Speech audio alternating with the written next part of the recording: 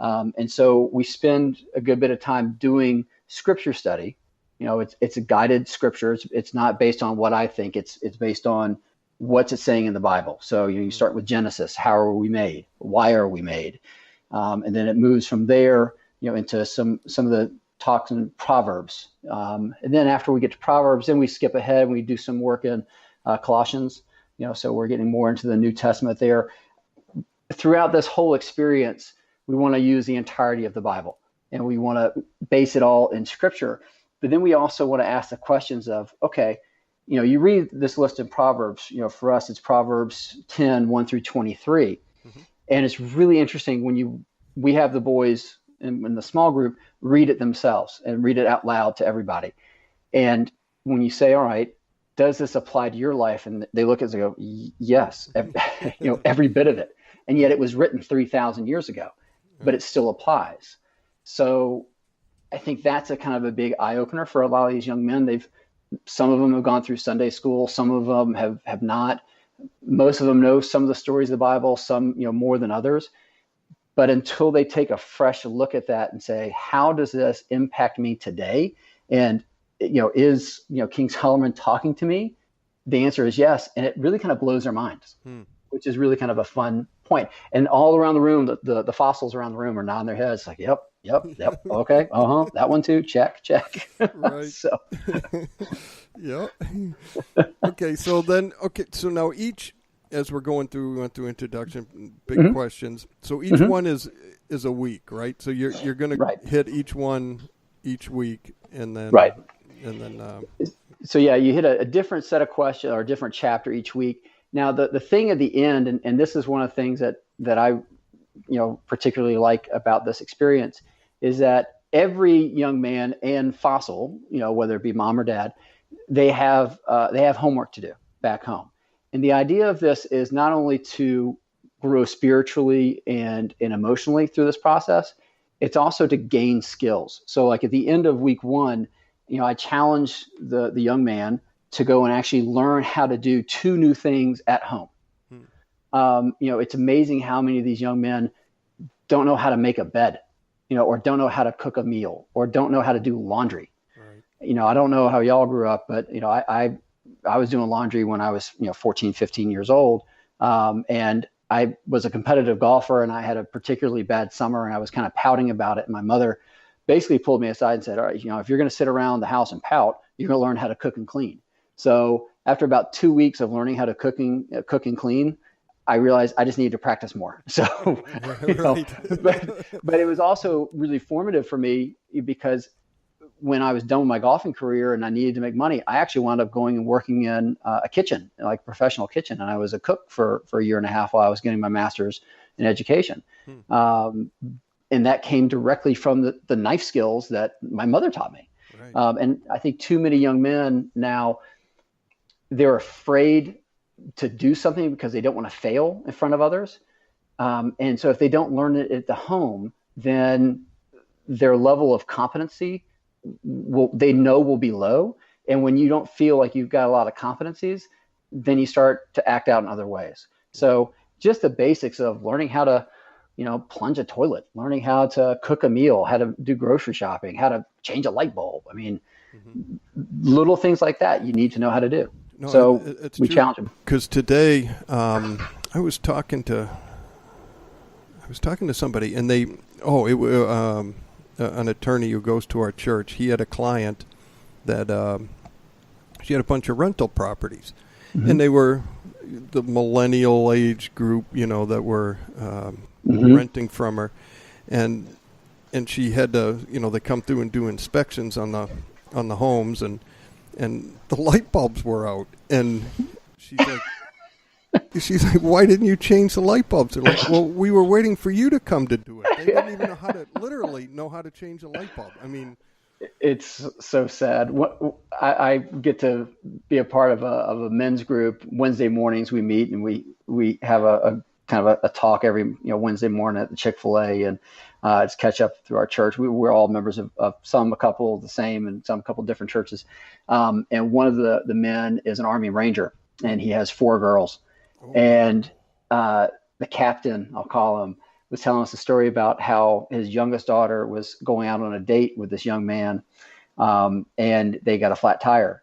And so they got back very late, and, he was upset because, it was past curfew. And she said, "Daddy, I'm sorry we were late, but we had a flat tire and I had to change it because he didn't know how to do it." and I looked at my son. I went back home. And I said, "Let's go. We're learning how to change a tire right now." Because that's not going to happen. Yep. Right. Yep. You will not go to a girl's home and have her tell that story. No way. Yep. So that's when I decided we had to have, skill development in this as well. So. Yeah, because that boy wasn't very bright if he's dating the girl of an Army Ranger. I mean, yeah. Exactly. Yeah, you either get real close or real far away. It's one of the two. Yep. All right, so we go from big questions to plumbing personal values. Yes.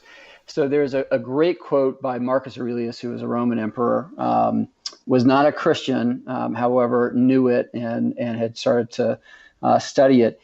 He says that the soul becomes dyed with the color of its thoughts. And, I want, once a young man hits about 8th grade, they're about to go into high school. We do the Immanuel Project at the end of 8th grade. So it's kind of like a launching for them at our church into high school. They need to start thinking a little bit deeper than what am I going to have for dinner tonight? And, when do I get to play Fortnite? To me, it's now a good time to start thinking about the values that drive them, and try to get to those core values. And so I challenge them to write down, what are the values of your family? And a lot of times, if you're simply paying attention, you can discern the values based on everybody's actions. So we have them write it down, and then we have them compare it to, their fossil, because their fossil will be doing the same thing. It's interesting. Some families line up right directly. Some families are totally different. And that leads to some really interesting conversations afterwards. And we kind of help unpack that a little bit too. And then we go into, what does the Bible say about personal values? We look at Philippians 4:8, which is, packed with wonderful things. Micah 6:8, act justly, love mercy, and walk humbly with your God. It's one of my favorite quotes of all time. Isaiah, Corinthians, John 3:16, Luke 10:27.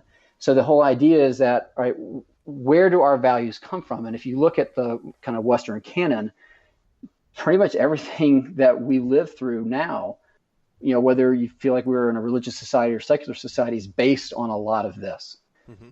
So we want to introduce the boys to those timeless values. And then they come back to say, all right, what does it mean to be a good man? Are the good men in your life, the guys that you're looking at as kind of like the top guys, whether it be LeBron James, whether it be your dad, whether it be, Ali, whatever, who makes, $500,000 a month on Fortnite, those are the men that these boys are looking up to, right? Do what they do they match this list of values? Mm-hmm. Yes or no? And then all of a sudden they're like, wait a second, maybe they do, maybe they don't. And then they kind of move from there. And then we start talking about the progression of values. The whole idea is that your life, I kind of talked to them about it as being in concentric circles, where the furthest outside circle is society at large. What is society at large telling you how to live? What are the values that it's talking about, right now? And different cultures, because I know you guys have listeners all over the place, look at it very differently. And, I would say in the American culture right now, it's materialistic. It's how much can you get, with a little sidebar of be a good person, which it used to be, be a Christian person. Right. Yep. And it's being washed out, unfortunately, of our society, I think, much to our detriment. The circle just inside of that, you're going to talk about your community, what's going on, in Athens, Georgia, what's going on in Minneapolis, St. Paul, what's going on in Los Angeles. Those are very different places. So, they have very different effects for their community on the family. The next concentric circle in, as you get closer, is the family.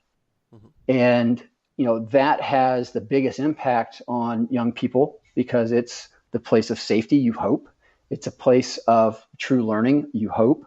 And a lot of these families, unfortunately, the young men are not attached, or the young girls are not attached in a positive way to their parents for a myriad of reasons.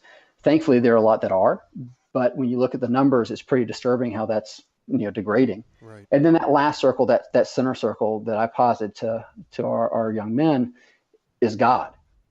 And then we talk about the plumb line.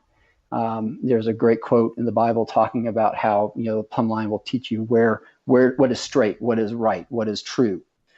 And when I literally have a plumb line and we draw circles on the ground and say, all right, what's it pointing to right now? Which circle is it? It's pointing to God. It's like, okay, society is going to pull you away from God. And so we move the plumb line and you see how crooked you can become. And then the idea is that if gravity works, the plumb line will come back. If the Bible starts to work on you and your heart, you will start to come back to straight and true, and back to the values that really are most important. Values like self-control, like gratitude, like compassion. So those are the things we try to get to. And then playing off of the title of the chapter, Plumbing Personal Values, at our church, at the end of the thing, we actually, one of the gentlemen that works at our church and is a close friend of mine, is a kind of a master of all trades. He takes all the boys and the dads and we teach them how to do plumbing. So we teach them how to plunge a toilet, how to shut off water, where the water comes into the building, how it comes in, where to shut it off if things are going bad. So just some basic stuff. But it's amazing how often they look at like, I had no idea where the water comes from. I thought it just shows up. So we talk about plumbing personal values. We're really trying to find out what ours are personally, and then we go learn about real plumbing. So wow, that's cool. Yeah. Okay, and then from there we move to the 4 R's. Yes. So I don't know if you guys have heard of a gentleman named Jordan Peterson. He's kind of a popular psychologist right now. He's written a number of books and has been kind of all over the web, but he talks quite a bit about the importance of responsibility in our lives. Said that, everybody wants rights, rights and freedom. Well, freedom is kind of like chaos. If it's true freedom, everybody gets whatever they want and things kind of go bad from there. So the idea of the 4 R's is that you want rights, but you cannot have rights without responsibilities. You want rewards. Everybody wants a trophy. Everybody wants a paycheck. Everybody wants a pat on the back. Well, you don't get rewards unless you take risks. And so we start to teach the young men that dichotomy, that, the fact that you can't have one without the other. And then we go through the Bible and we look at all these different places in the Bible where it's talking about just that. One of the major ones is the parable of the talents, where the idea is, if you've been given much, then I'll give you more if you've shown that you can handle it. So, the 2 of those servants took a lot of risks and they were able to double the money and, everything was great. The one that hid his talent, the one that hid his money away because he was fearful, he was punished. He was thrown in jail. Right. And so we talk about that idea that you have to take risks if you want the rewards. You have to show responsibility if you want to exercise those rights. And so that again is a pretty big eye opener for a lot of these young guys. At the end of that lesson, we talk about young men. I really want them to try to interview for a job. Okay. Yeah. That's the skill where they have to sit down, and I tell the parents, find a friend that can put them through a job interview. And if they can't find a friend, call me. I interview 300 people every year for summer camp, and I'll be happy to interview them. And that, again, I think is an eye opener for a lot of these young men, because they start to feel like, oh, I have to show that I'm responsible if someone wants to hire me. If I want to make money, then I have to be hired. Right. So, the idea is to kind of give them a little bit of a step in that direction. Yeah. I like that, because those are basic skills. That a lot of guys aren't getting. Yeah. Yep. Unfortunately, no, they're not. Yep. All right. So then we move on to the armor of God. Yeah. So this one, we go really right down Ephesians 6:10 through 18, so the boys can start to understand, what the armor of God means and how it goes toward their lives. And we move towards the 7 deadly sins, lust, gluttony, pride, envy, greed, and sloth. The idea is to be forward thinking, to say, all right, this is what's coming down the path at me.